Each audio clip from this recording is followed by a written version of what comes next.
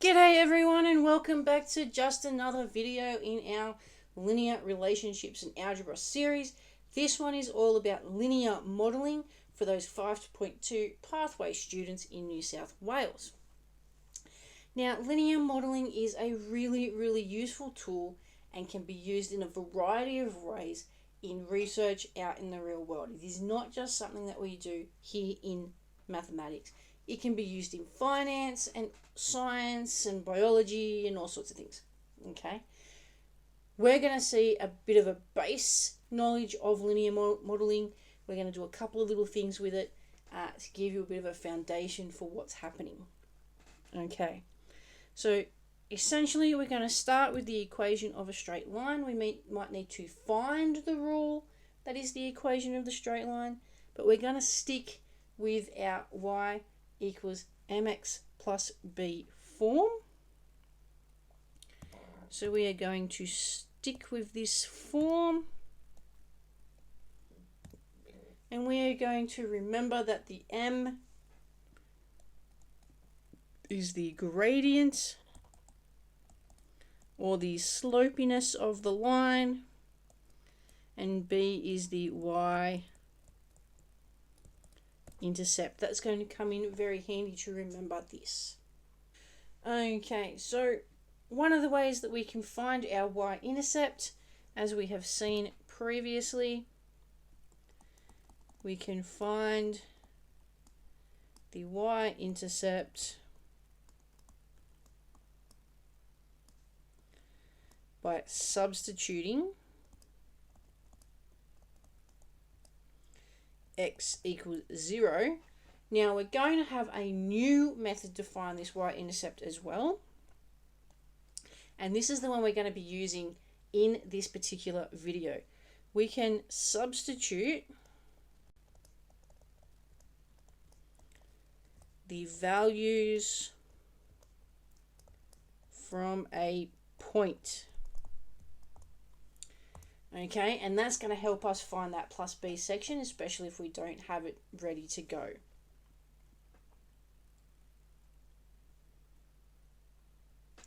Okay, now modelling itself has a few different things around it, so it may involve a couple of different things. So modelling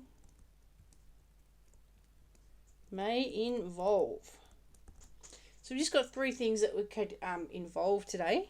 It could involve writing a rule. So this is coming up with an equation that can satisfy what you're trying to model. So it will be a rule in terms of one thing in relation to another thing. So y equals mx plus b is a rule that has y in relation to x. Okay, y in relation to x. That's y equals mx plus b. That's that rule. So you might need to do that a few times because it needs to link those two variables. Okay, our next thing that we might need to do is sketch a graph. You're probably going to have to sketch a graph. Makes sense. You're modeling some linear relationships. You might need to draw a linear line or a linear graph. And then our third thing is that you may need to use the rule or the equation or the graph to solve problems. So you may want to find a break-even point for a company that is selling a particular product. So you would write some rules in terms of what your income is versus your costs, things like that, and you'd find a point that's a break-even point. You might want to know when you're going to be making, say, $100 profit or $200 profit. All of these can be found through linear modelling. That's linear modelling though, okay? That is what it is. We're going to jump in now and crack on with some examples. Here's our first example we have a straight line. This is a straight line graph. It is we're going to write a rule in the form of y equals mx plus b. But that's part C. We've got two things to do first. One, we want to determine the gradient. So gradient is found by the use of the little m, and it's rise over run. So we can see here we have a run.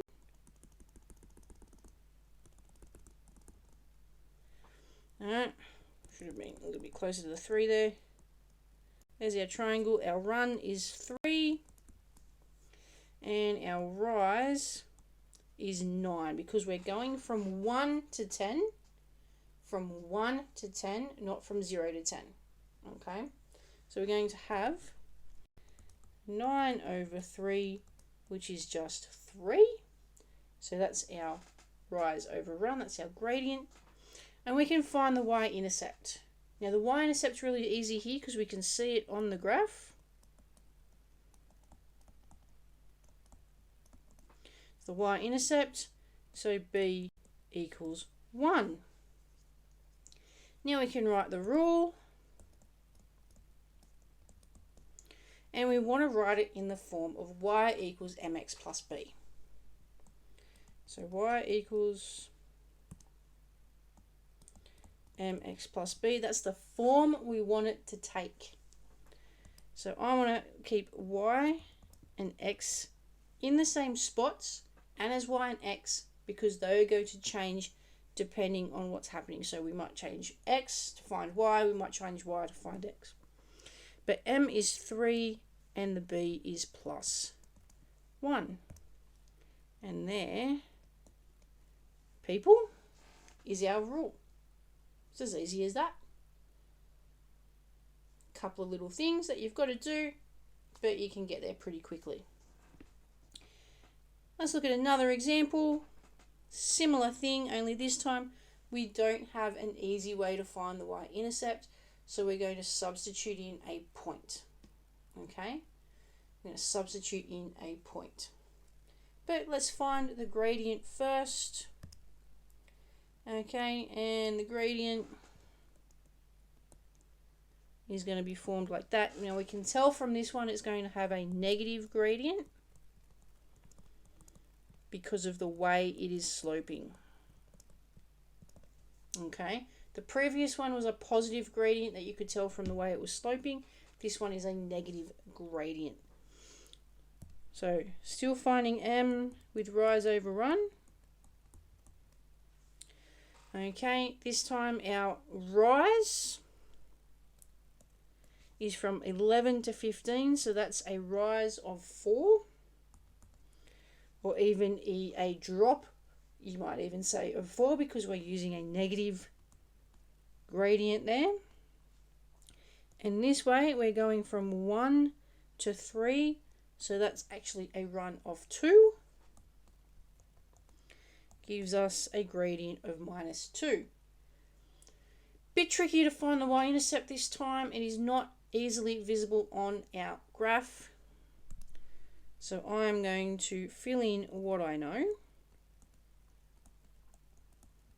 for my equation. Y and the x are going to be there. I know m. M is -2. I don't know b. What I'm going to do though is I'm going to pick one of these points and I'm going to pick this point to substitute into my equation to find the value of b. So I'm going to substitute the 3 in for x and the 11 in for y. Okay, so let's substitute those in. 11 equals -2 times 3 plus b. So 11 stays where it is. -2 times 3, well that's -6. Plus b. I use some algebra, adding 6 to both sides. Alright, that gives me b equals 17. So now I know my y-intercept is 17. Now I can write my rule. In that form of y equals mx plus b, I'm going to have y equals -2x because -2 is my gradient. and then plus 17, because plus 17 is my y-intercept. So far so good, I am of that belief. Let's crack on and see it in a slightly more practical sense in terms of a finance style question.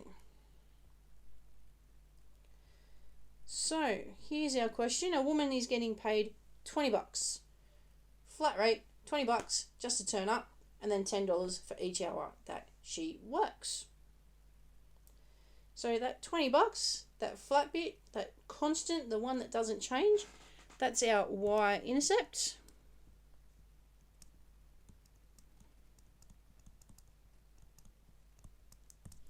Alright, so that's our plus b. Okay, that's the plus b part. Then they're $10 for every hour of work. So we're going to times that value by 10. That becomes our gradient.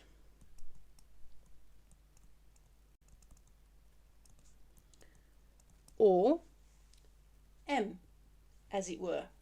Now we're using w and t instead of y and x, but that's where they'd sit. So our rule for this is going to be w equals 10t plus 20. Pretty simple to figure that one out. You just got to look at those numbers in the equation, or in the question rather. So now we want to graph this. We want to sketch this graph. So I know that I need to have quite a bit going on. I'm going to go across 10, but I'm going to go up by 2s, or up 2 boxes at a time for each number. Gives me 1, 2, all the way up,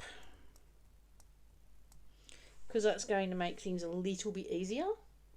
Okay, and then I haven't really given myself a lot of space on this graph, so I'm going to go up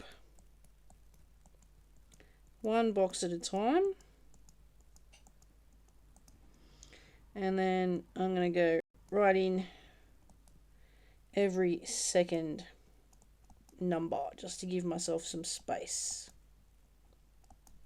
Okay, so this is a pretty good start.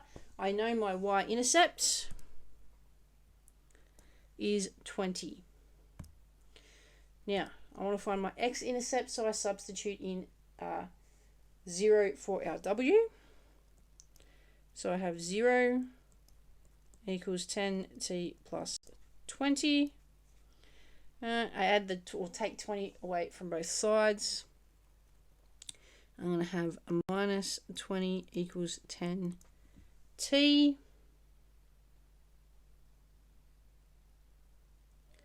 And that's going to get me a negative answer, because if I divide 20 by 10, I get minus 2 equals t. That's not really going to help me much on this graph. So let's get that out of the way. We've been actually given some parameters. We can actually use this 10 over here. Okay. And we can go w equals 10t plus 20. Or we could go 10 times 10 plus 20. Which is 100 plus 20.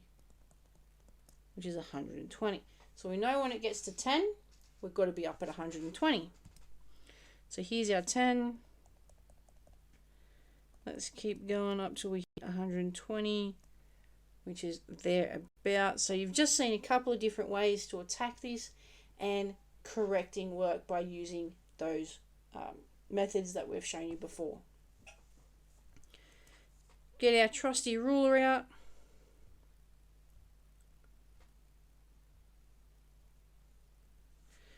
Line up our dots.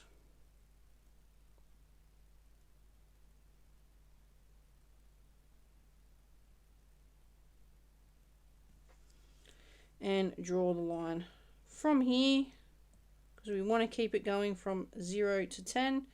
So this time, because the question has specifically asked for those parameters, we need to keep it between. Okay, so there's our graph. Now we can just use the rule. Just use the rule to find these other answers. Okay, so we want W equals 10 times 8 plus 20. Well, that's 80 plus 20. Well, that's $100. So after 8 hours, she's earned $100. Okay, so that's all we have to do to use that rule.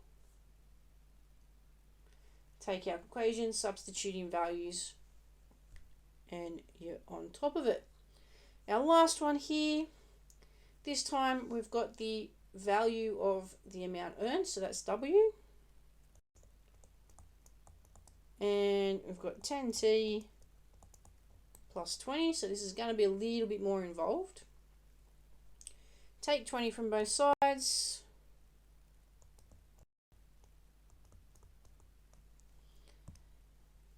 And that gives me 160 equals 10t.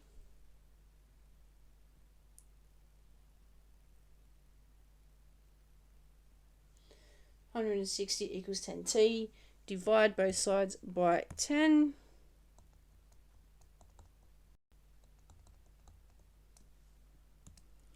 Gives me t equals 16 hours.